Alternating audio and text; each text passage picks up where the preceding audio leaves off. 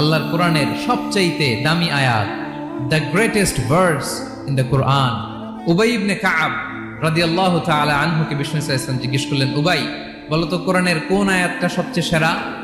উবাই জানেন, তারপরে বললেন আল্লাহু ওয়া রাসূলুহু আ'লাম, আল্লাহ আল্লাহ রাসূল ভালো জানেন। দেখেন কত বিনয়ী ছিলেন সাহাবারা, জেনেও উত্তর দিতে চাইতেন না, ভাবতেন না জানি বিষ্ণুনবী নতুন কিছু আমাদেরকে জানায়। বিষ্ণুনবী আবার বললেন, তুমি কি জানো কোরআনের সবচেয়ে শ্রেষ্ঠ আয়াত কোনটা? এবার উবাই ভাবলেন এবার আমি উত্তরটা দিয়েই দেই। তিনি বললেন আয়াতুল কুরসি, আল্লাহু লা ইলাহা ইল্লা হুয়াল হাইয়ুল কাইয়ুম, এটা শ্রেষ্ঠ আয়াত। বিষ্ণুনবী খুশি হয়ে উবাই ইবনে কাবের বুকে একটা চাপড় মারলেন, এরকম আদরের চাপড় দিয়ে বললেন, লিয়াহনিকাল ইলমু ইয়া আবুল মুনজির, হে আবুল মুনজির, জ্ঞান এবং প্রজ্ঞা তোমার জন্য মোবারক হোক, তুমি ঠিক বলেছো। সুবহানাল্লাহ পড়া। তাহলে এই প্রথম ইনফরমেশনটা আজকে জানলাম, কোরআনের সর্বশ্রেষ্ঠ আয়াতের নাম ৬,২৩৬টা আয়াতের মধ্যে থেকে সবচাইতে দামি আয়াত এটা।